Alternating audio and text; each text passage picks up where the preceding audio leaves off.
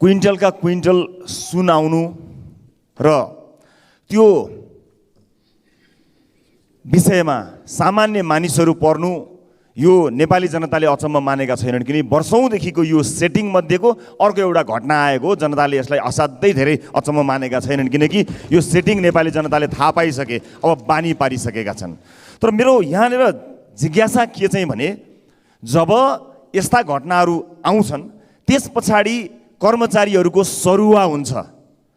म सम्मानित सदनमा सम्मानीय सभामुख मार्फत सोध्न चाहन्छु सरकारलाई र सरकारवालालाई, सरुवा भनेको कारबाही हो, कारबाही गरिएको हो कि सरुवा उहाँलाई पुरस्कार गरिएको हो?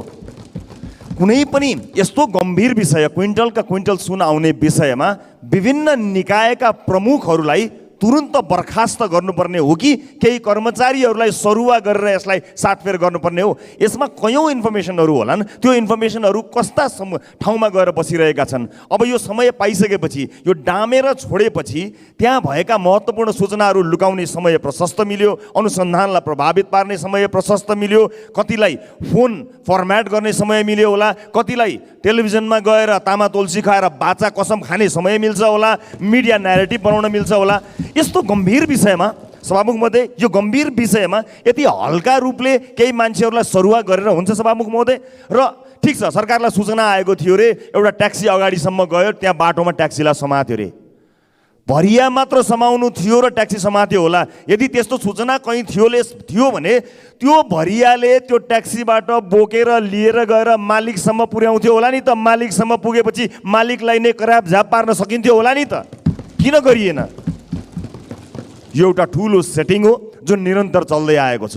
तर सभामुख महोदय, गम्भीर कुरा यहाँ कहाँबाट आइरहेको छ भने तत्त निकायका प्रमुखहरू, चाहे सुरक्षा निकायका प्रमुख हुन्, चाहे इमिग्रेसन होस्, चाहे कस्टम होस्, जो पनि कामहरू गर्नुभएको छ, ती विभिन्न महानुभावहरू जो विभागीय प्रमुख या त्यो कुनै इन्स्टिट्युसनको हेड भएर बसिरहनु भएको छ, उहाँहरूले चाहिँ अहिले त्यो निकायको प्रमुख हुने हैसियत राख्नुहुन्न। उहाँहरू त्यहाँ बसिरहँदा अनुसन्धानमा ठुलो असर पर्छ, प्रमाणहरू लुक्न सक्दछन्, धेरै हुन सक्दछ। त्यस कारणले सभामुख महोदय, यसमा गम्भीर हुनको लागि म अनुरोध गर्न चाहन्छु र हामीले पद्धतिलाई विश्वास गर्दै सार्वजनिक महत्त्वको प्रस्ताव दर्ता गराएका छौँ। यो सार्वजनिक महत्त्वको प्रस्तावलाई चाँडैभन्दा चाँडै यो संसदमा प्रस्तुत गरियोस्। मैले गृहमन्त्रीज्यूलाई भनेको पनि छु, हामीले सार्वजनिक महत्त्वको प्रस्ताव दर्ता गराएका छौँ। तपाईँले चित्तबुद्ध ढङ्गले जवाब दिनु भएन भने राष्ट्रिय स्वतन्त्र पार्टीले लिने कदम, त्यसपछिको कदम हामी त्यसपछि कुराकानी गरौँला।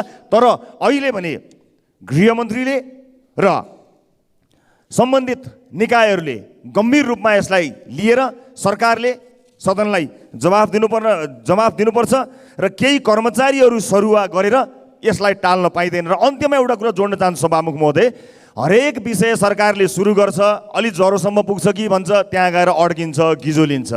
भुटानी शरणार्थी, नक्कली भुटानी शरणार्थीमा जरा कहाँ छ सारा जनतालाई थाहा छ, सुरुवात गर्यो सरकार अड्कियो, हामीले स्याबासी अलिकति त्यहाँ भनिरहेका छौँ एडभान्समा।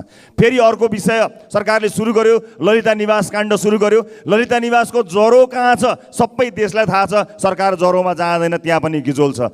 सुन काण्डको पनि ज्वरो कहाँ छ, आरोपितहरूको नाम त आइरहेको छ नि, तर सरकार त्यसको ज्वरोमा जाँदैन, हाँगा बिगा काटेर चुप लागेर बसिरहेको छ। म सरकारलाई भन्न चाहन्छु, सरकारले भ्रष्टाचार विरोधमा गरेका, भ्रष्टाचारको विरुद्धमा चालेका कदमहरूलाई हामीले दिएको स्याबासीलाई टेकन फर ग्रान्टेड, फाइदाको रूपमा नलियोस्।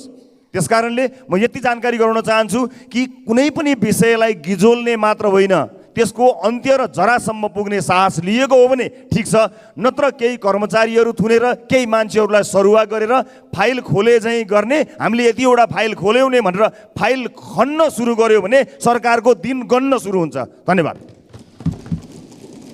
अब यसको पहिलो शीर्षकले नै व्यङ्ग गरेको छ, 15 लाख पुँजीगत खर्च हुने मन्त्रालयको संस्थागत चालु खर्च 6 करोड 9 लाख छ। साँच्चै हास्यास्पद छैन र? सभामुख महोदय, गत वर्ष नेपाली खेलकुद जगतको लागि स्वर्णिम वर्ष बनेर आयो। निराशा र असफलता बीच क्रिकेटले हासिल गरेको ऐतिहासिक सफलता समाजलाई उत्साहित पार्न मात्र होइन, नयाँ आशाको सञ्चार गर्न समेत सफल रह्यो। तर आज यो बजेट खेलाउँदा लाग्छ यो उपहार ती तमाम खेलाडीहरूले हामीलाई दिनु गल्ती थियो। बजेट शीर्षक 34-34-10-11 अन्तर्गत 19औं एसियन गेमको लागि 6 करोड 40 लाख र 14औं दक्षिण एसियाली खेलकुदका लागि जम्मा 25 लाख सहभागी तथा तयारी खर्च भनी छुट्याइएको छ। अन्तर्राष्ट्रिय जगतमा नै निकै ठुलो महत्त्व राख्ने यस्तो खेलकुदप्रति सरकार किन उदासीन देखिएको छ? अन्य मुलुकहरूमा हेर्नुहुन्छ भने उनीहरूले सानै उमेरदेखि नै खेलाडीहरूलाई अन्तर्राष्ट्रिय खेलकुदको लागि तयारी गरिरहेका हुन्छन्। क्लोज्ड गेम्सको मार्फतबाट बन्द प्रशिक्षण दिएर निरन्तर अभ्यास, तालिम, पोषण, सुरक्षा आदिको सुनिश्चितता सहित तयार गरिरहेका हुन्छन्। तर हाम्रो सरकारले यो बन्द प्रशिक्षणलाई व्यवस्थित गर्न किन सकिरहेको छैन? अब म प्रश्न गर्न चाहन्छु, यति कम रकममा हाम्रा खेलाडीहरूले के तयारी गरेर कस्तो सहभागिता जनाउने हो? राज्य यति उदासीन भइदिँदा पनि सीमित स्रोत साधनको बावजुद अन्तर्राष्ट्रिय गेमहरूमा मेडल ल्याउने, छनौट हुने, सफल हुने ती हाम्रा तमाम खेलाडीहरूलाई त राज्यले सम्मान गर्नुपर्छ, प्रोत्साहन दिनुपर्छ। तर बजेटले यस्तो कुनै पनि आशा जगाएको छैन। अन्तर्राष्ट्रिय खेलकुद आयोजनातर्फ विभिन्न दलका नेताहरूका नाममा खुलेका प्रतिष्ठानहरूलाई तजबिजी अनुदान दिएको छ। मदन भण्डारीलाई 50 लाख, गणेश मानसिंहलाई 50 लाख, साहना प्रधान स्मृति हकी प्रतियोगितालाई 7 लाख, गिरिजा प्रसाद कोइराला पुरुष हकी 7 लाख। यसरी तजबिज रूपमा बाँडिएका रकमहरूको उचित लेखा परीक्षण हुने गरेको छैन र खर्चको पारदर्शितामा हरेक पटक निरन्तर रूपमा प्रश्न उठिरहेको छ। दलका नेताको नाममा राजनैतिक आबद्धता बढाउने यस्ता खालका कार्यक्रमहरूलाई किन र केका लागि प्रोत्साहन गर्ने गरिन्छ? राजनीति विभाजनको प्रतीक भइरहँदा खेलकुद राष्ट्रिय एकताको प्रतीक मानिन्छ। तर हाम्रो हकमा भने जसरी राजनीतिलाई फोहोरी खेल बनाइएको छ, त्यसै गरी नै खेल क्षेत्रलाई पनि राजनीति र विभिन्न नेताहरूको नाममा दूषित गर्ने प्रयास गरिन्छ। खेलाडीहरूलाई विभाजन सिकाउने होइन, तर खेलाडीहरूबाट स्वच्छ र सफा खेल अनुशासित भई कसरी खेल्न सक्नुपर्छ भन्ने पाठ चाहिँ राजनीतिज्ञहरूले सिक्न आवश्यक छ। अन्तर्राष्ट्रिय पदक विजेता खेलाडी 233 जनालाई प्रति व्यक्ति भत्ता भनेर मासिक भत्ता 5,000 छुट्याइएको छ। अन्तर्राष्ट्रिय पदक विजेता खेलाडीलाई यो प्रोत्साहन हो कि हतोत्साहन हो? जवाब छ, यो सरकारसँग यसको जवाब छ। खेलाडीले खेल खेलेरै आफ्नो जीविकोपार्जन गर्न सक्ने वातावरण हामीले कहिले निर्माण गर्ने? आफ्नो जीव ज्यान पनि दाउमा लगाएर राष्ट्रको लागि खेल्ने ती खेलाडीहरूको लागि संरक्षण गर्ने र देशमा नै उनीहरूलाई अटाउन सक्ने, देशमै राख्न सक्ने वातावरण हामीले कहिले बनाउन सक्ने? विगतमा वैकुण्ठ मानन्दर जस्ता हाम्रो लागि पाउरोटी मात्र खाएर पनि दौडिएर अन्तर्राष्ट्रिय पदक जितेर राष्ट्रको शिर उच्च गराउने ती तमाम खेलाडीहरूको हामीले सम्मान गर्नुपर्छ। र आजको विडम्बना यस्तो छ कि आजको दिनमा पनि हाम्रो नियत र ती हाम्रा राष्ट्रका गहनाहरूको नियति एउटै छ। सङ्घर्षले, धन्न तिनीहरूको सङ्घर्षले हाम्रो राष्ट्रको शिर उच्च गरिरहेका छन्। वास्तवमा भन्ने हो भने वास्तविक सम्माननीय र माननीय ती हुन् यस हलभित्र बसेर निरन्तर रूपमा राष्ट्रलाई अधोगतितर्फ धकेल्नेहरू कदापि हुन सक्दैनन्।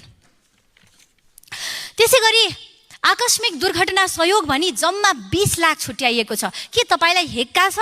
प्राय जसो खेलाडीहरूले वहन गर्ने शारीरिक चोटपटकको सामान्य शल्यक्रिया मात्र पनि लाखौं शुल्क लाग्ने गर्छ। अनि यो 20 लाखमा कतिजना खेलाडीको उपचार गर्ने सोच्नु भएको छ? ती घाइते भएका खेलाडीहरूका लागि यो रकम मलम हो कि त्यो पीडामा थप उपहास हो? साँच्चै सहयोग गर्ने हो भने हाम्रो राष्ट्रका गहनाहरूका लागि पर्याप्त रूपमा बिना कन्जुस्याई रकम छुट्याउनु पर्छ। राज्यले नै सम्पूर्ण खेलाडीहरूको स्वास्थ्य बिमा सुनिश्चित गर्न सक्नुपर्छ। खेलकुदको स्वास्थ्यतर्फको विशेषतालाई मनन गरेर खेलकुदमा लगानी गर्न सकियो भने मात्र स्वस्थ नेपाली, सुखी नेपाली लक्ष्य प्राप्त गर्न सकिन्छ। यसै गरी खेलकुद विकासतर्फ, प्रवर्धनतर्फ भनी फिदिम रङ्गशाला निर्माणलाई 1 लाख, पोखरा रङ्गशालामा फ्लड लाइट जडानको लागि 1 लाख भने कागेश्वरी मनोहरामा रग्बी रङ्गशालाको डिपिआरका लागि 30 लाख छुट्याइएको छ। अब म प्रश्न गर्न चाहन्छु, कुनै ठाउँमा रङ्गशाला नै बनाउनका लागि 1 लाख भने कुनै ठाउँमा भने डिपिआरको लागि मात्र 30 लाख छुट्याइएको छ। यहीँबाट के प्रश्न हुन्छ भने बजेट निर्माणमा कति खेलाची हुँदो रहेछ। यो खेलाची मात्र होइन, वास्तवमा के हो भने मन्त्रीज्यूको कार्यकक्षमा जो कार्यकर्ता पुग्यो त्यसैको लहरबाजीमा यहाँ बजेट विनियोजन गरियो। यहाँ नीतिगत स्पष्टता, अध्ययन अनुसन्धान अभ्यास, दूरगामी कार्ययोजना केही पनि देखिँदैन। निर्माणतर्फको खेलकुद बजेट हेर्दा क्रिकेटमय भएको हो कि जस्तो देखिन्छ। तर त्रिभुवन विश्वविद्यालय क्रिकेट मैदानलाई अन्तर्राष्ट्रिय स्तरको बनाइने र थप 4वटा क्रिकेट रङ्गशाला बनाउने बजेटमा उल्लेख गरिएको छ। गिरिजाबाबु क्रिकेट रङ्गशाला विराटनगरलाई 3 करोड, धनगढी फाप्लाको डिपिआरको लागि 1 करोड, सुवर्ण शमशेर क्रिकेट रङ्गशाला डिपिआरको लागि 50 लाख, भैरवा क्रिकेट रङ्गशालालाई 40 लाख, यसरी कनिका छरे जस्तो क्रिकेट रङ्गशालाको नाममा बजेट छर्ने काम मात्र भएको छ। यसरी अधिकांश योजनाहरू सुरु मात्र गर्ने तर अव्यवस्थित बनाउने, अलपत्र बनाउने खालको योजना आएको छ। 1.5 दशक यता निर्माण थालिएको मूलपानी क्रिकेट रङ्गशालाले पूर्णता अझै पनि पाएको छैन। हरेक वर्ष हरेक आर्थिक वर्षमा रकम छुट्याउने काम हुन्छ तर काम भने हुँदैन। त्यस्तै गौतम बुद्ध रङ्गशाला पनि अलपत्र छ। वर्षौंसम्म एउटा पनि रङ्गशाला निर्माणको काम पुरा गर्न नसकिनाले अन्तर्राष्ट्रिय स्तरमा नै नेपालको बेइज्जत भएको छ र यो अवस्थामा फेरि हामी थप क्रिकेट रङ्गशाला बनाउनका लागि लगानी छुट्याइरहेका छौँ। यो सरकारको निर्णय सही छैन। चितवनको बहुचर्चित गौतम बुद्ध क्रिकेट रङ्गशालालाई 1 लाख रुपियाँ मात्र छुट्याइएको छ। 1 लाख।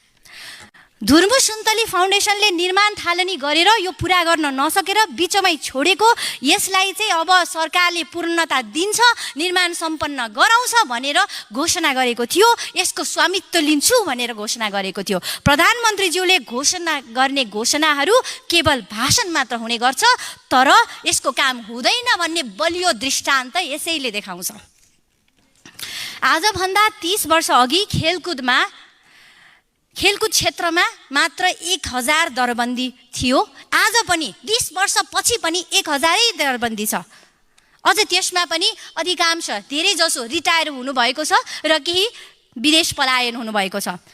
राष्ट्रका गहना भएका खेलाडीहरूलाई हामीले देशभित्र किन राख्न सकिरहेका छैनौँ? मनन गर्न जरुरी छैन? हाम्रो सिद्धान्त, प्राथमिकता, नीति, कार्यक्रम, बजेट विनियोजनले यसलाई सम्बोधन गर्न जरुरी छैन? हाम्रो जस्तो साहसिक खेलकुद पर्यटन, एडभेन्चर स्पोर्ट्स टुरिज्मको अतिरिक्त सम्भावना भएको मुलुकमा यो विषयवस्तु उठानै भएको छैन।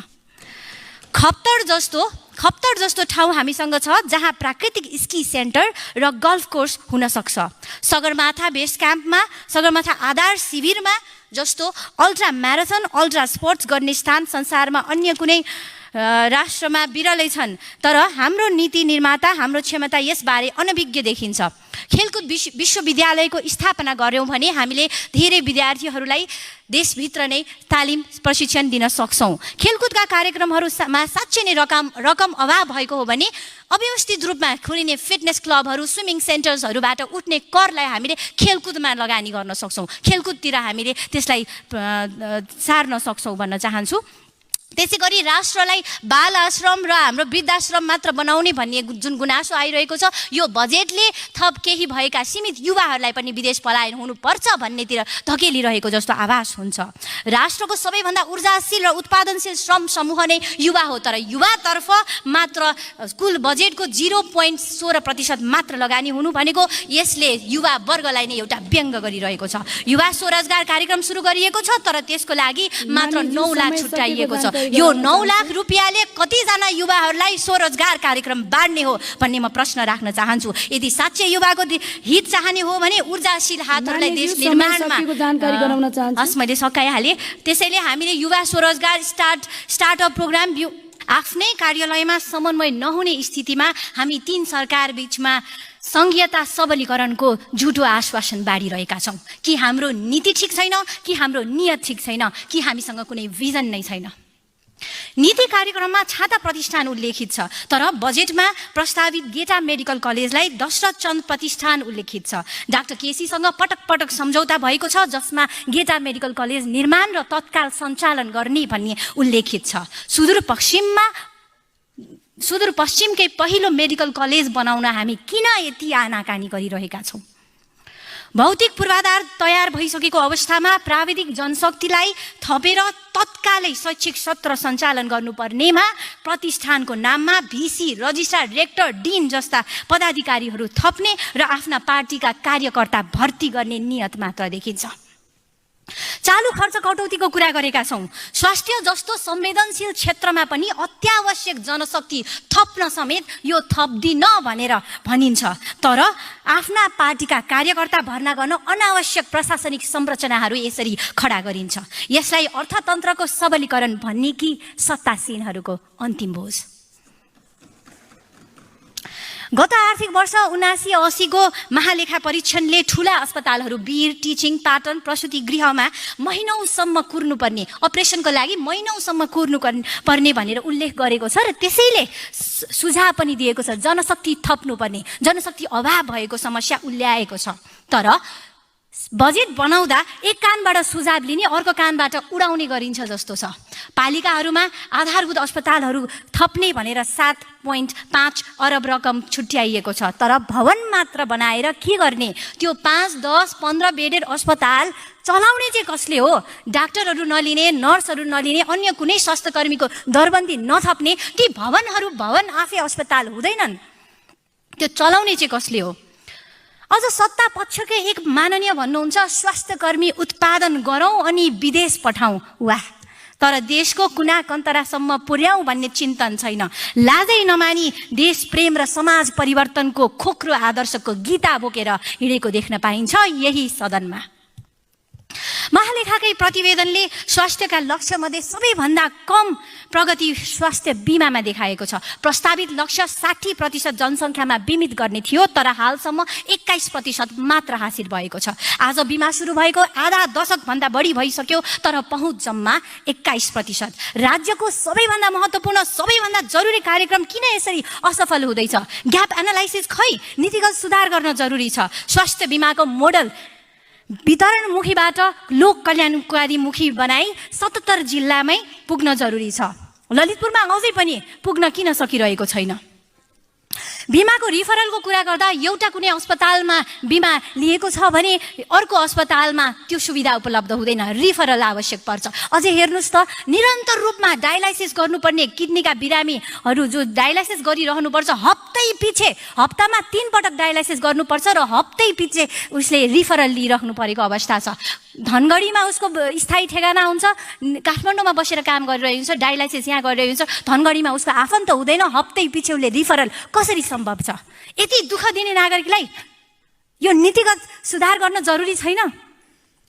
सभामुखज्यू मार्फत म सोध्न चाहन्छु माननीय ज्यूहरूसँग, दिनहुँ कति पीडित बिरामीको फोन आउँछ तपाईँहरूलाई? डिस्काउन्ट मिलाइदिनुहोस्, अपरेसनको डेट अगाडि सारिदिनुहोस्, मेरो स्वास्थ्य बिमा मिलाइदिनुहोस्। मेरो त दिनहुँ फोन मेसेज आउँछ। के हामी सांसदहरूको काम यही हो? बिरामीको डिस्काउन्ट मिलाउने, डेट सार्ने, स्वास्थ्य बिमा मिलाउने, अनि यो स्वास्थ्य बिमा पाउनको लागि पनि राजनैतिक सोर्स लगाउनु पर्ने? कहिलेसम्म? यहाँसम्म कि यही मध्ये केही माननीयज्यूहरूले पनि मलाई भन्नुहुन्छ, तपाईँ त डाक्टर हो, मिलाइदिनुहोस् न, मेरो आफ्नै बिरामीको 7-8 महिना भइसक्यो, सारिदिनुहोस् न डेट भन्नुहुन्छ। यो अवस्था हामीले कहिले सुधार्ने? मलाई त डर लाग्छ यस्तो दिन नआओस् कि कुनै पनि बिरामी अस्पताल पुग्दै गर्दा अस्पतालमा तपाईँको समस्या के हो भनेर सोध्न अगाडि तपाईँ कुन पार्टीको हो भनेर मात्र उपचार थाल्ने दिन नआओस्। अझ मन्त्रालयसँग विडम्बनापूर्वक भन्नुपर्छ, कुनै डाटा नै छैन। अहिले प्रश्न गर्नुहोस् त, स्वास्थ्य मन्त्रालयसँग गएर सोध्न सक्नुहुन्छ, देशभरिमा ओ पोजिटिभ ब्लड ग्रुप भएका, ओ नेगेटिभ ब्लड ग्रुप भएका कति जनसङ्ख्या छन् भन्ने डाटा नै छैन मन्त्रालयसँग। कति बिरामीहरू प्रेसरको बिरामीहरू छन्, कति सुगरका बिरामी छन्, दमका बिरामी कति छन् देशभरि भन्ने डाटा नै छैन। अनि बिना डाटा कस्तो खालको नीति बनाउँदै हुनुहुन्छ? कस्तो कार्यक्रमहरू ल्याउँदै हुनुहुन्छ?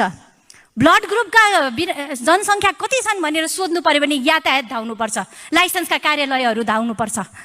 त्यस्तो अवस्था छ। त्यसैले यहाँ एकदमै धेरै नीतिगत त्रुटिहरू छ जुन सुधारिन आवश्यक छ। हुन त केही सूचाङ्कहरू सकारात्मक पनि छन्, जस्तो कि अघिल्लो आर्थिक वर्षमा कुल प्रजनन दर, 5 वर्ष मुनिका बालबालिकामा हुने पुड्कोपन, स्वास्थ्य संस्था मार्फत हुने प्रसुति सेवा लगायतका सूचाङ्कहरूमा लक्ष्य गरे भन्दा बढी प्रगति देखिएको छ। यद्यपि यो प्रगति प्राय फिल्डमा खटिएका स्वास्थ्य कर्मी र महिला स्वास्थ्य स्वयंसेविकाहरूको मेहनतले हासिल गरिएको हो भन्छु। तर विडम्बना, राज्य ती स्वास्थ्य कर्मीहरूको प्रति अभिभावकत्व महसुस गराउन सकेको छैन। राज्यले न सुरक्षा, न तलब भत्ता, न प्रोत्साहन। नेपाल मेडिकल काउन्सिलमा 32,000 डाक्टरहरू रजिस्टर्ड छन्, तर स्वास्थ्य मन्त्रालयसँग मात्र 1200 देखि 1300 जना डाक्टरहरू छन्। 73,000 नर्सहरू रजिस्टर्ड छन् नेपालमा, तर 43% नर्सहरू देश बाहिर छन्। देशभित्र किन अटाउन सकिरहेको छैन? दरबन्दी नथप्ने नीति किन ल्याइयो?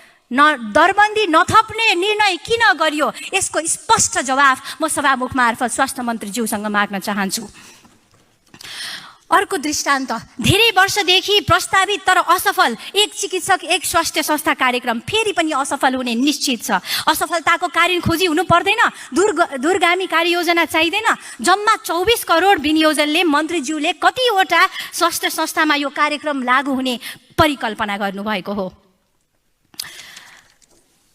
आज कान्तिपुरमा वीर अस्पतालले कोभिड सेन्टरको रूपमा सञ्चालित हुँदा खरिदमा घोटाला गरेको भनेर न्युज आएको छ, समाचार प्रेषित भएको छ। अहिले कोभिड महामारी मत्थर हुँदै गएको छ, तर हामीले अझै त्यसलाई 5 अरब 30 करोड बजेट छुट्याएका छौँ। यो रकम विगतमा जस्तो दुरुपयोग नहोस्, यो कुरामा सचेत हुन जरुरी छ। साथै यस्ता समाचारहरू, खबरहरू आइरहँदा आवश्यक काम कारबाही समेत अगाडि बढाइयोस् भनेर ध्यान आकर्षण गराउन चाहन्छु। डेङ्गुको संक्रमण पनि बढ्दो छ। अझ महामारीको सङ्घारमा हामी आइपुगेका छौँ। 2022मा हेर्ने हो भने 54,000 भन्दा बढी डेङ्गु सङ्क्रमितहरू छन्, जसमा 55% भन्दा बढी काठमाडौँ उपत्यकामा मात्र पाइएको थियो, र त्यसको मूल कारण भनेको फोहोरको व्यवस्थापन नहुनाले भएको थियो। यो सङ्घीय सरकारले स्थानीय सरकारसँग समन्वय गरेर तत्कालै फोहोर व्यवस्थापन गर्न जरुरी छ, होइन भने हामीले ठुलो महामारी खेप्नुपर्ने हुन्छ।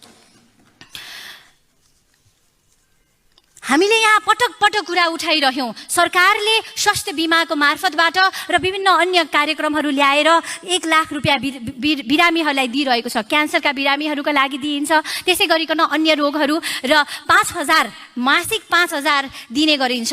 यो चाहिँ किडनीका बिरामीहरूको लागि, दीर्घरोगी बिरामीहरूको लागि र क्यान्सर पीडित बिरामीहरूको लागि। तर यहाँ हामीले पटक पटक कुरा उठाइसक्यौँ, बर्न भएका, जलनबाट पीडित भएका व्यक्तिहरूलाई जो यति धेरै महँगो उपचार पर्छ, पटक पटक निरन्तर रूपमा शल्यक्रियाहरू चाहिन्छ, उहाँहरूको लागि किन बजेट विनियोजन गरिँदैन? उहाँहरूको सुनवाई किन हुँदैन?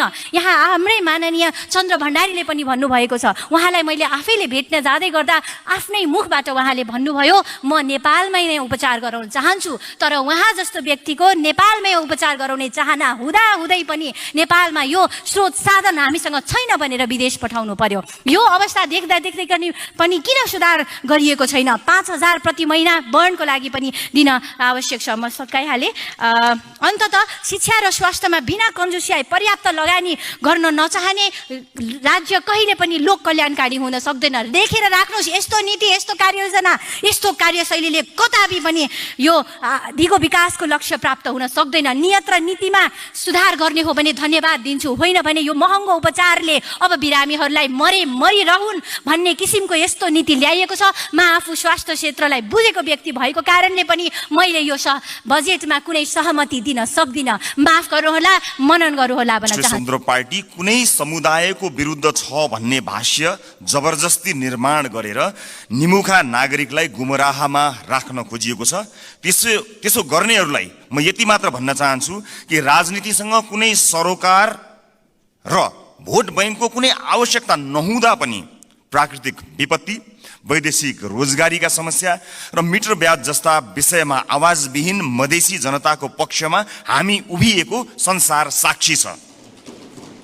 मैले श्रेय लिन खोजेको होइन, एउटा दृष्टान्त मात्र दिन खोजेको हुँ।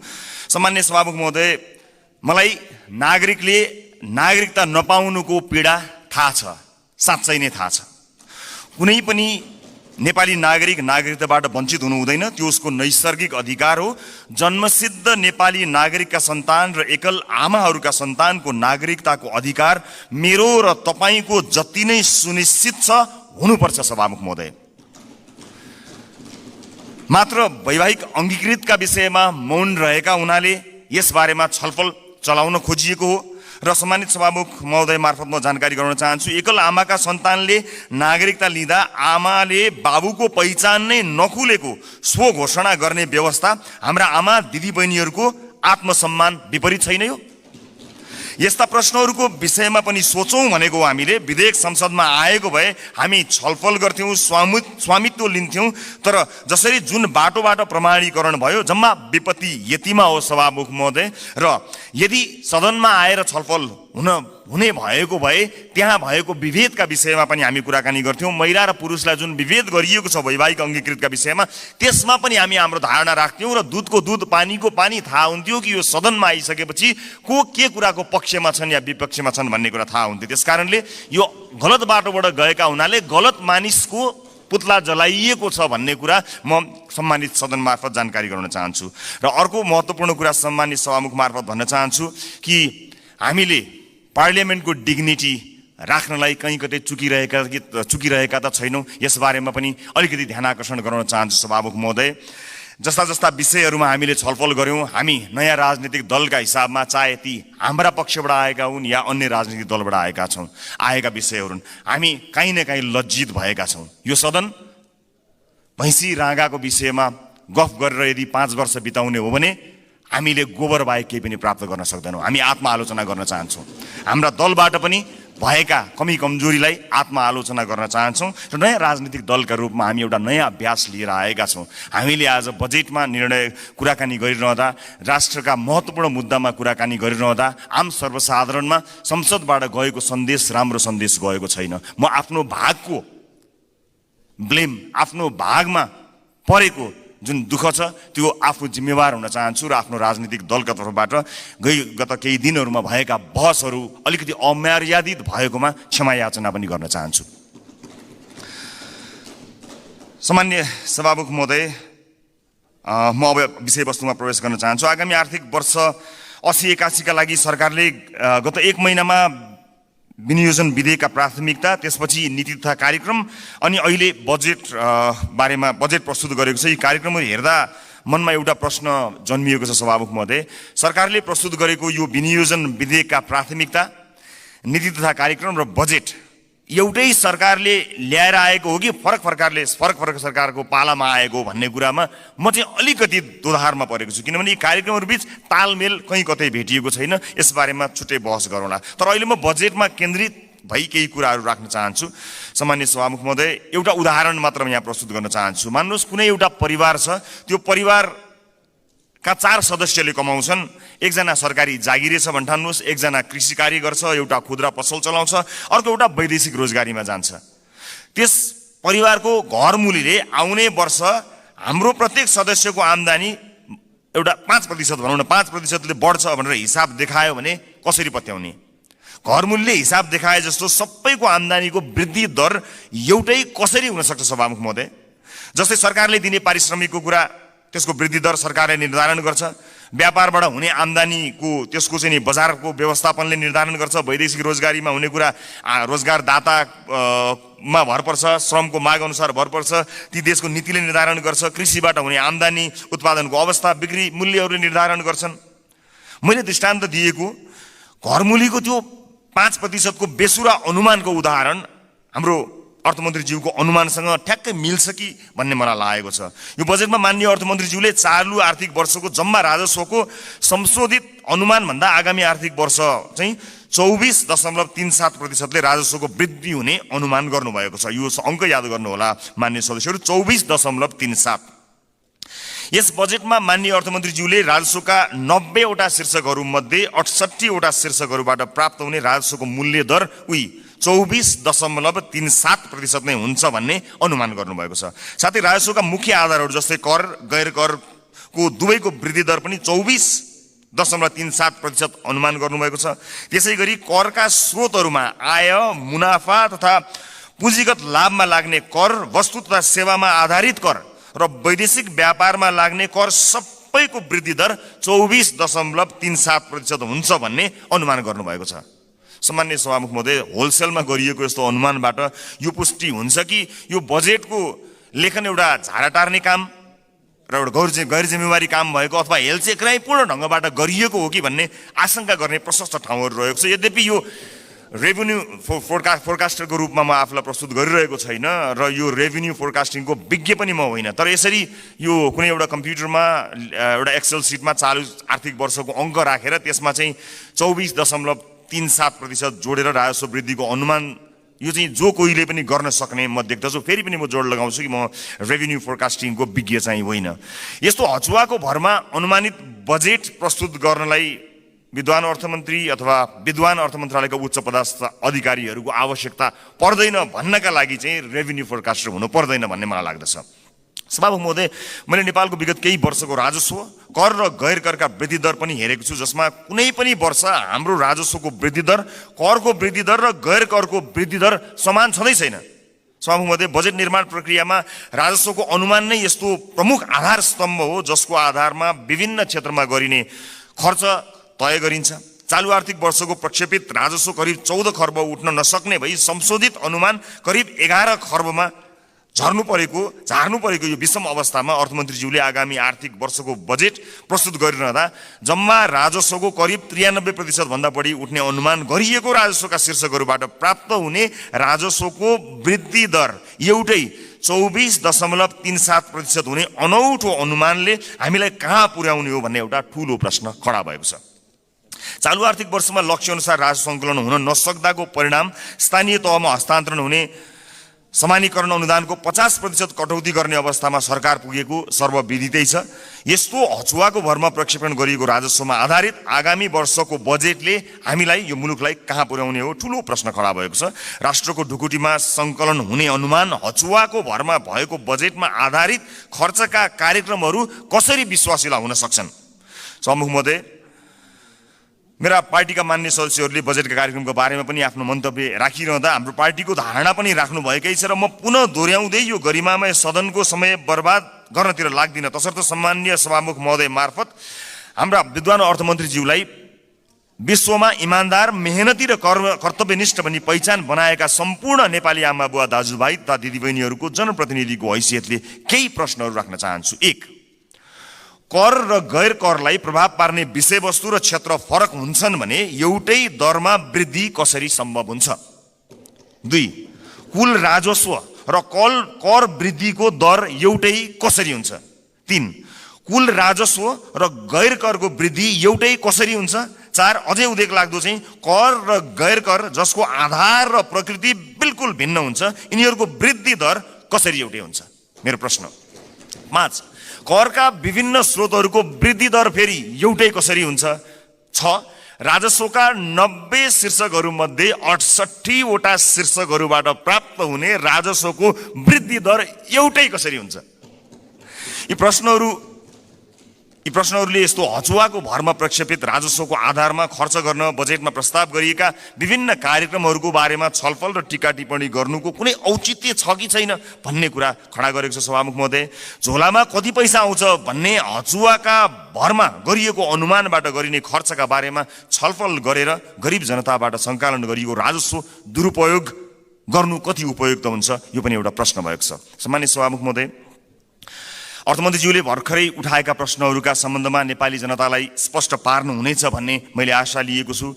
यदि यसको स्पष्ट र विश्वास लाग्दो आधार नेपाली जनता सामु आएन भने सत्ता पक्षका माननीय सांसदहरूले यो बजेटलाई कुन नैतिकताले पास गर्नुहुन्छ होला, मैले गम्भीर प्रश्न खडा गरेको छु। सम्मानित सभामुख महोदय, राष्ट्रिय स्वतन्त्र पार्टी यो सदनमा उपस्थित भइसकेको छ। विगतमा जे भए पनि अब त्यसरी नचलोस्। माननीय अर्थमन्त्रीज्यूले मैले उठाएका प्रश्नहरूको विश्वासिलो आधारसहितको भरपर्दो जवाब दिनु सक्नु भएन भने मलाई आशा छ उहाँ राजस्व अनुमानमा संशोधित प्रस्ताव लिएर आउनुहुनेछ। हामी सृजनात्मक र रचनात्मक प्रतिपक्षको भूमिका निर्वाह गर्दै उहाँको संशोधित बजेटलाई पारित गराउन फेरि अग्रणी भूमिका निर्वाह गर्नेछौँ। सभामुख महोदय, सचेत नेपाली जनताहरूले हेरिरहेका छन्।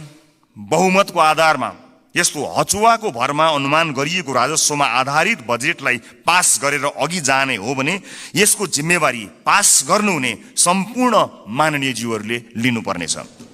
गल्ती हुन सक्छन्, त्यसलाई सच्याएर अघि बढ्नु इमान्दारिता र महानता हो।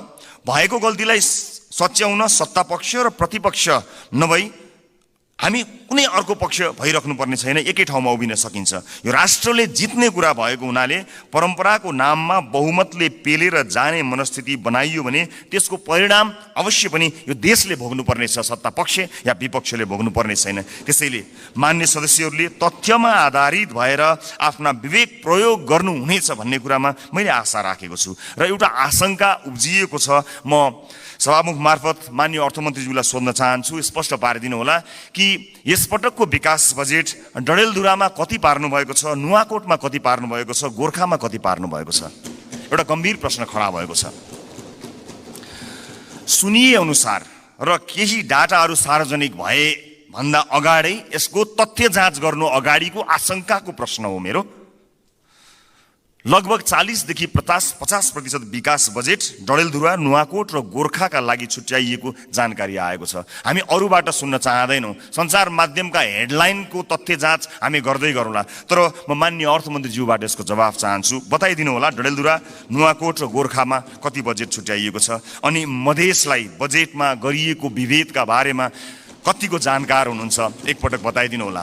सम्मानित सदनमा स्क्रिनहरूमा हामी बोलेको आवाज राखिएको छ।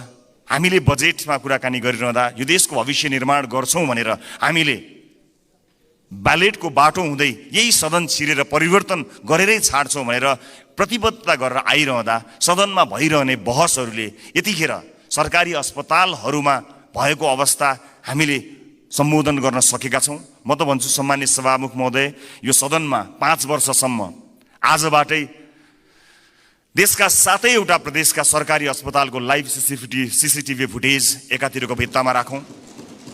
देशका अझ विशेष गरेर मधेसका सामुदायिक विद्यालयका सीसीटीभी फुटेजको लाइभ फुटेज दाहिनेतिर भित्तामा राखौँ। अनि बिचमा एउटा स्क्रिनको व्यवस्था गरौँ सभामुख महोदय, जहाँ करिब प्रत्येक दिन 5-6 हजारका दरले यो देशमा भविष्य छैन भनेर यो देशबाट निस्किएर गएका त्रिभुवन अन्तर्राष्ट्रिय विमानस्थलमा लाइनबद्ध भएका नेपाली नागरिकको तस्बिर, त्यसको लाइभ फुटेज राखौँ र 5 वर्षपछि हामी हेरौँ बिफोर र आफ्टर भनेर। हामी संसद छिर्नु अगाडि ती विद्यालय कस्ता थिए, हामीले 5 वर्ष यो सदनमा बहस गरेर ती विद्यालयलाई कस्ता बनायौँ, ती अस्पतालहरू विशेष गरेर बालबालिकाको हुने ती नजिकैको कान्ति बाल अस्पताल गए पनि हुन्छ, संसदपछि सबैजना जाउँ। त्यो अस्पताललाई हामीले 5 वर्ष यो सदनमा विभिन्न कसैले असाध्यै नरम बनेर असाध्यै असल ज्ञानी प्राणी बनेर, कसैले हामी जस्ता चर्का आवाजमा बोलेर, जसले जसरी बोले ता भए पनि हामीले गरेको नीति निर्माणले 5 वर्ष अघि र 5 वर्ष पछाडि के फरक पर्यो भन्ने कुरा यो स्क्रिनमा राखौँ र त्यसपछि 5 वर्षपछि आउने सदनलाई त्यो स्क्रिनको अर्को दृश्य हस्तान्तरण गर्ने प्रतिबद्धता व्यक्त गरौँ। यदि यसरी गर्न सक्दैनौँ भने र यसरी रागा भैँसीका भरमा बहसहरू चलाएर अगाडि बढ्ने हो भने नेपाली जनतामा निराशा छाउँछ। सभामुख महोदय, म गम्भीर ध्यान आकर्षण गर्न चाहन्छु। यो सँगसँगै म अर्को एउटा ध्यान आकर्षण पनि गराउन चाहन्छु। हामीले बनाउने कानुनहरूका आधारमा र अझ विशेष गरेर हामीले छुट्याएको प्राथमिकताहरूका आधारमा जनजीविकामा प्रभाव पर्नुपर्ने हुन्छ, हाम्रो जीवनमा प्रभाव पार्ने होइन। तपाईँ हाम्रो जीवनमा आज यो सम्मानित सदनभित्र आएका हामीहरू नेपाली नागरिकलाई केही भनेर यहाँ आएका छौँ, तर आज सम्बन्धित मन्त्रीका जिल्लाहरूमा अलिकति पहुँच भएका सांसदहरूका जिल्लाहरूमा जसरी बजेट बाँडफाँड गर्ने कार्य भएको छ, के तपाईँलाई लाग्छ यसपछि फेरि पनि जनताका माझमा हात जोडेर भोट माग्न जाँदाखेरि हामीले यही 5 वर्षका गतिविधि र यिनै बजेटहरू यिनैका आधारमा नेपाली जनताले हामीलाई पत्याएर भोट दिनेछन्? दिने छैनन्।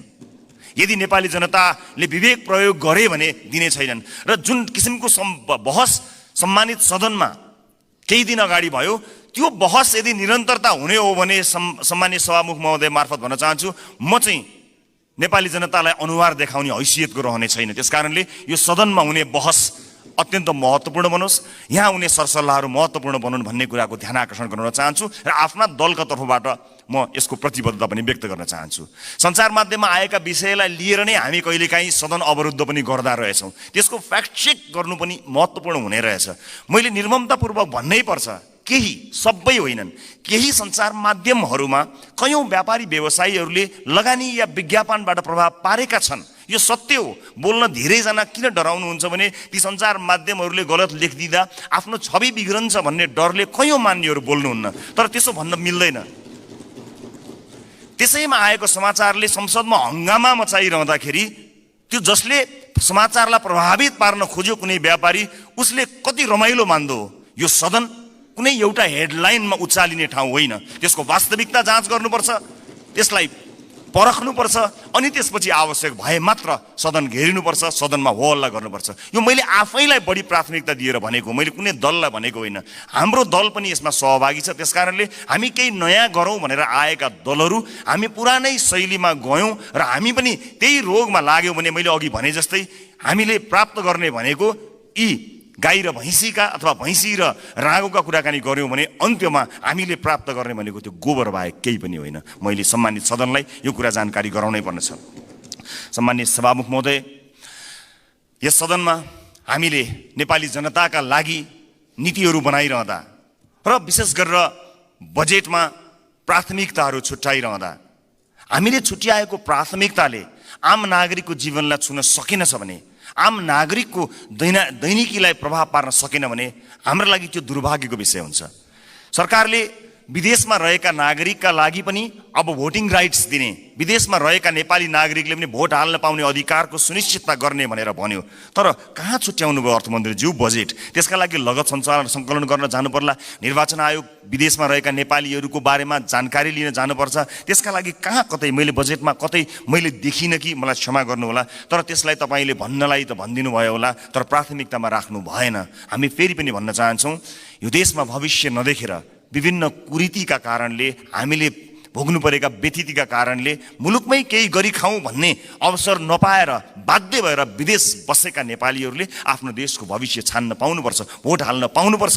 त्यसलाई प्राथमिकताका साथ राखियोस्। म माननीय अर्थमन्त्रीज्यूलाई विदेशमा रहेका नेपालीहरूले मतदान गर्न पाउने अधिकारको सुनिश्चितताका लागि कति बजेट छुट्याउनु भएको छ, के व्यवस्था गर्नुभएको छ, म त्यसको लागि पनि जवाफ चाहन्छु। र जिल्ला निर्वाचन कार्यालयहरू खारेज गर्ने जस्तो निर्णय, गलत निर्णय सच्याइयोस् भन्ने कुरा पनि म भन्न चाहन्छु। किनभने संवैधानिक निकायहरूलाई हामीले त्यसका काम कारबाहीहरूलाई यदि ध्यान दिएनौँ, तिनको स्वच्छतामा हामीले प्रश्न खडा गऱ्यौँ र त्यसलाई सरकारका मार्फत या कुनै मन्त्रालयका मार्फत ल्याएर राखिदियौँ भने त्यो साँच्चै नै दुर्भाग्यपूर्ण हुनेछ। त्यसकारणले यसलाई पनि पुनर्विचार गरियोस्। खर्च कटौतीका नाममा हरेक विषयलाई यसको गम्भीरता, त्यसको महत्त्व नबुझिकन गरियो भने त्यो साँच्चै नै दुःखद हुनेछ। म सम्मानीय सभामुख मार्फत यो ध्यान आकर्षण गराउन चाहन्छु। र अहिले बजारमा देखिएको वित्तीय सङ्कट, आम नागरिकले भोगेको वित्तीय सङ्कटलाई सम्बोधन गर्ने र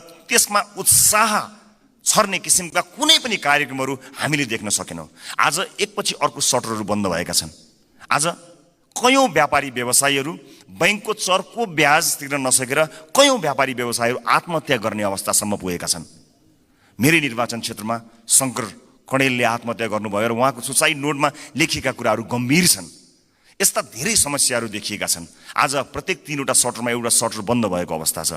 आज सहकारीहरूका कारणले गर्दाखेरि जुन किसिमको बिल्लीबाट मानिसहरूको भएको छ, त्यसलाई सरकारले गम्भीरतापूर्वक सम्बोधन नगर्ने भयो भने धेरै मानिसहरू सडकमा आउन बाध्य भएका हुन्छन् र बेवश भएर यो मुलुक छोडेर विदेशमा रोजगारीका लागि जानुपर्ने अवस्था सिर्जना हुन्छ। अनि विदेशमा रोजगारीका लागि जानुपर्दाखेरि विदेशमा भएका हाम्रा राजदूतावासहरूको संयन्त्रले लाखौँको सङ्ख्यामा भएका नेपाली नागरिकहरूलाई सम्बोधन गर्नै सक्दैन। यहाँ केही गरौँ भन्दा गर्न पाएका छैनन्। देशै छोडेर जाँदा परदेशमा पनि दुःख पाएर बसेका छन्। मुलुकको समाजको वास्तविक समस्यासँग हाम्रो नीति, हाम्रो बजेट, हाम्रो कार्यक्रम कसरी अलग हुन सक्छ? सभामुख महोदय, समाजको चरित्रभन्दा, समाजले भोगेको पीडाभन्दा हामीले यहाँ गर्ने डिस्कसन, तपाईँ हामीले गर्ने संवाद कसरी फरक हुन सक्छ? सभामुख महोदय, समाजले भोगेको पीडालाई मलम लगाउन नसक्ने गरी हामीले गर्ने संवादको के अर्थ हुन्छ? सभामुख महोदय, त्यसकारणले म विनम्रतापूर्वक अनुरोध गर्न चाहन्छु सभामुख महोदय मार्फत कि नेपाली जनताको पीडालाई, नेपाली जनताले आज भोगेका समस्याहरूलाई त्यसलाई महसुस गरेर, त्यसलाई लिपिबद्ध गरेर हामीले बजेटमा ध्यान दिनुपर्छ। र अन्त्यमा आगामी वर्षका लागि हामीले यसो गर्न सक्छौँ कि सानो एउटा सुझाव सहित म बिदा माग्छु। बजेट बन्नुभन्दा 4-5 महिना अगाडि हरेक राजनीतिक दलका अझ विषयविज्ञहरू छन् भने उनीहरूलाई सहभागी गराएर प्राथमिकताका क्षेत्रहरू छुट्याउँ। कुनै पनि राजनीतिक दलले भोट माग्दाखेरि शिक्षा गुणस्तरीय र स्वास्थ्य आम नागरिकको पहुँचमा भनेर हामीले भोट मागेका हौँ नि। हाम्रो घोषणापत्रमा, हाम्रा वाचापत्रमा बाकाइदा लेखिएको छ नि। नेपालको संविधानले पनि त्यो अधिकारलाई सुरक्षित गरेको छ नि। भनेपछि के सत्तापक्ष के विपक्ष कसैको विमति होला र? हामीले कस्तो शिक्षा नीति बनाउने? आउनुहोस् सबै राजनीतिक दलका साथीहरू एक ठाउँमा उभियौँ र एउटा साझा शिक्षा नीति सरकारलाई हामीले रेकमेन्ड गरौँ। किनकि तपाईँले भोट माग्दा पनि नेपाली जनतालाई राम्रो शिक्षा दिन्छु भन्नुभएको हो, मैले भोट माग्दा पनि नेपाली जनतालाई राम्रो शिक्षा दिन्छु भनेको हुँ। अनि यहाँ राजनीति कसरी भयो? तपाईँको जिल्लाका बाटोहरूमा भोट हालेपछि अब तपाईँ यहाँ कुनै नेताको जिल्ला अथवा गाउँठाउँमा बाटो पुर्याएर भोट माग्ने दिनको त अब अन्त्य गर्नुपर्छ। हजुर सिङ्गो देशलाई हेर्नुपर्छ। अब त त्यसरी चल्दैन बाँडेर। यो नागरिकको स्वास्थ्यका लागि आवश्यक पर्ने हेल्थ केयर बिल कस्तो हुनुपर्छ? सबै राजनीतिक दलका 101 छानेर एक ठाउँमा बसौँ बजेट बन्नुभन्दा करिब 4-5 महिना अगाडि, र हामी साझा अवधारणा बनाऊ र त्यसमा एउटा कमन कमिटमेन्ट गरौँ। त्यसलाई सरकारको शिक्षा नीति बनाऊ। कोही विपक्षमा हुने छैनन् किनकि सबैको अपनत्व हुनेछ। त्यसै गरी स्वास्थ्यका विषयमा कुराकानी गरौँ, अफोर्डेबल हेल्थ केयरका बारेमा हामी कुराकानी गरौँ र सबै दलका माननीयहरू अझ विषयविज्ञहरूलाई राखेर र आवश्यक परे नागरिक समाजबाट पनि विषयमा विज्ञता हासिल गरेका मानिसहरूलाई ल्याएर यो देशको स्वास्थ्य नीति कस्तो हुन्छ भन्ने कुरामा बहस गरौँ। 5 महिना अगाडि बहस गरौँ र त्यस बहसबाट निस्किएको निष्कर्ष, चाहे त्यो मुखमा त्यो निष्कर्ष निस्किएको भोलिपल्ट सरकार ढलोस्, जसुकैको सरकार बनोस्, सत्तापक्ष प्रतिपक्ष बनोस्, प्रतिपक्ष सत्तापक्ष बनोस्, तर त्यो नीति फेल हुनु भएन। यदि नेपाली जनतालाई हामीले हृदयमा राखेका हौँ, साँच्चै नै यो देशको मुहार फेर्नका लागि यहाँ आएका हौँ भने यो काम गरौँ। होइन आफ्नो र आफ्नाका मुहार फेर्न आएको हो भने यसै गरी चलाउँ, 5 वर्ष बिताउँ, तर हामी चाहिँ अनुहार देखाउन लायकका हुने छैनौँ। देशको मुहार जस्ताको तस्तै, तर राजनीतिज्ञको मुहार कति धेरै चम्किलो भएको छ हेर्नुहोस् त। किनकि हामीले जनताका मुद्दालाई चुनावका बेलामा मात्र सम्झ्यौँ, चुनाव पछाडि बिर्स्यौँ। म सम्पूर्ण माननीय सदस्यहरूलाई सत्तापक्ष प्रतिपक्ष जहाँ रहनु भएको छ म सबैलाई विनम्रतापूर्वक अनुरोध गर्न चाहन्छु। नागरिकता विधेयकमा पनि हामीले भन्न खोजेको त्यही हो। ओनरसिप यहाँ छलफल हुन पाएको भए सम्भवतः त्यसमा भएका बुँदाहरूमा अथवा छुटेका विषयहरूमा छलफल गर्न सकिन्थ्यो। यहाँ भएका कुनै पनि दलका मान्य सदस्यहरूले नेपाली नागरिकले नागरिकताबाट वञ्चित हुनु परोस् भन्ने कुरामा मत हाल्नै सक्नुहुन्न। कसले सक्नुहुन्छ र? विमति कसैको पनि हुने छैनन्। तर सबैले अपनत्व महसुस गरी सही ढङ्ग र सही बाटोमा आएको भए अहिले सम्भवतः सम्मानित अदालतमा गएर त्यो अड्किने थिएन। अनि त्यसको दोष केही दलहरूले लिनु परेको छ, वास्तवमा होइन। नेपाली नागरिकले नागरिकता प्राप्त गर्नुपर्छ भन्ने कुराको विरोधमा, त्यसको विपक्षमा कोही पनि नेपाली हुनै सक्दैन। तर त्यसभित्रको अन्तर्वस्तुमा पछिसम्मलाई सोचेर संवेदनशील विषयहरूमा यो सदन जहाँ नयाँ माननीयहरू र नयाँ राजनीतिक दलका रूपमा हामी पनि आएका छौँ, हामी पनि यसमा सहभागी हुन चाहन्छौँ अनि हामी पनि यो छलफलमा सहभागी हुन चाहन्छौँ, अन्तर्वस्तुमा कुराकानी गर्न चाहन्छौँ र त्यो विधेयकले छुटाएका तर महत्त्वपूर्ण विषयमा हामी योगदान दिन चाहन्छौँ र इतिहासलाई त्यो दस्तावेजमा हामी पनि सही साक्षी हौँ भनेर भन्न चाहन्छौँ। हामी पक्षमा छौँ। हामी जन्मसिद्ध नेपाली नागरिकहरूले नागरिकता पाउनुपर्छ भन्ने कुराको पक्षमा छौँ। हामी सम्पूर्ण योग्य नेपाली नागरिकहरूले नागरिकता पाउनुपर्छ भन्ने कुराको पक्षमा छौँ। हामी त्यो बहसमा सहभागी हुन चाहन्छौँ र पछिसम्म यो मुलुकलाई हित हुने विषयमा सहभागी मात्र हुन चाहन्छौँ। सम्मानित सदनमा आज मैले यति कुराहरू राखेँ। मलाई विश्वास छ हामीले गरेका बहसहरू केवल बहसका लागि होइनन्। हामीले भनेका यी शब्दहरू, हामीले प्रकट गरेका हाम्रा धारणाहरू केवल यतिकै एउटा धारणा राख्नलाई गरिएका विषयवस्तु होइनन्।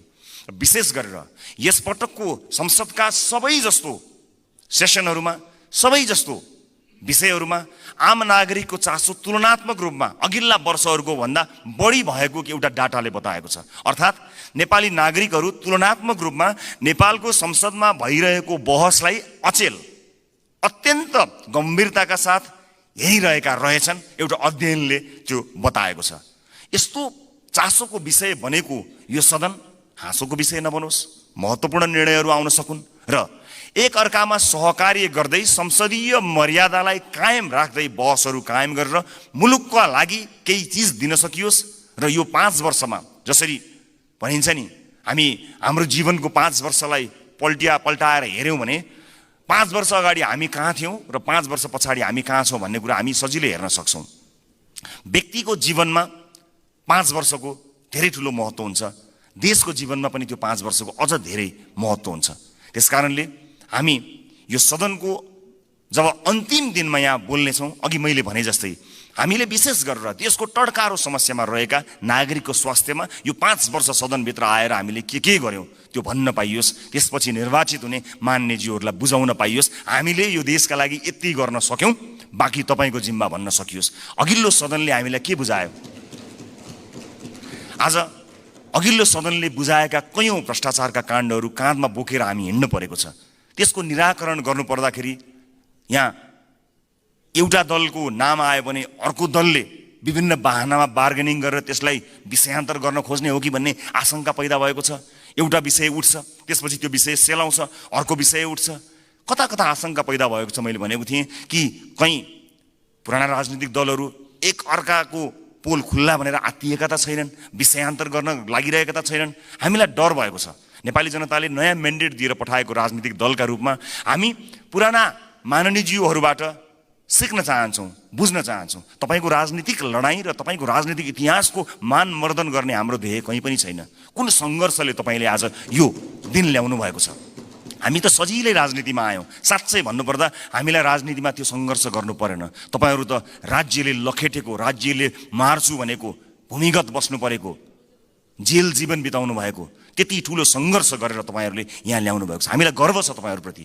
तर गर्व गर्न लायक, तपाईँको इतिहासमा गर्व गर्न लायक वर्तमान भइदियोस् भन्ने मात्र हाम्रो चाहना हो। एक अर्काप्रतिको वैमनस्यता, एक अर्काप्रतिको तिक्तता सम्मानित सदनमा तपाईँहरू उखिरहँदा हामी के हेर्ने? मुस्कुराउने कि ताली पड्काउने कि ढ्याप गर्ने कि मुख छोप्ने? त्यस्तो अवस्था हामीलाई सिर्जना नगरिदिनु होला। किनकि नेपालको राजनीतिमा तपाईँले दिनुभएको योगदानको हामी कदर गर्न चाहन्छौँ। हामी त्यो पुस्ता बन्न चाहन्छौँ जो अघिल्लो पुस्ताले गरेको राजनीतिक योगदानको उच्च मूल्याङ्कन गर्न सकोस्। तर सम्मानित सदनमा एउटा पार्लिमेन्टको डिग्निटीलाई नै हल्लाइदिने किसिमका गतिविधि हुँदाखेरि कता कता हामीलाई पनि त्यो रोग सरे जस्तो पनि कहीँ दिनमा भयो। हामी त्यो रोग सार्न चाहन्नौँ मान्यज्यूहरू, हामी त्यो रोग सार्न नै चाहन्नौँ। हामी तपाईँलाई त्यही सम्मानित स्थानमा राख्न चाहन्छौँ जुन सम्मानको तपाईँहरू लायक हुनुहुन्छ। हामी नयाँ पुस्ताका राजनीतिज्ञहरूलाई तपाईँहरूले एउटा यस्तो संस्कारको विकास गरिदिनुहोस्, एउटा यस्तो संस्कार दिनुहोस् ताकि हामी भोलि पनि गर्व गर्न सकौँ कि हामीले यो तपाईँबाट सिकेका हौँ। हामीले नेपाली कङ्ग्रेसबाट सिक्यौँ, हामीले नेकपा एमालेबाट सिक्यौँ, हामीले नेकपा माओवादीबाट सिक्यौँ भनेर हामीले भन्न सकौँ, मधेसवादी दलहरूबाट सिक्यौँ, जसपाबाट सिक्यौँ भन्न सकौँ, हामीले नेताहरूको नाम लिएर भन्न सकौँ यी नेताहरूबाट हामीले सिकेको हो नि भन्न सकौँ। तर हामीले, माफ गर्नु होला, म क्षमा चाहन्छु, पछिल्ला केही गतिविधिहरूलाई हेर्दा हामीले चाहिँ उल्टो कुरा सिक्छौँ कि हामीलाई पो त्यो रोग सर्छ कि भन्ने डर पैदा भएको छ।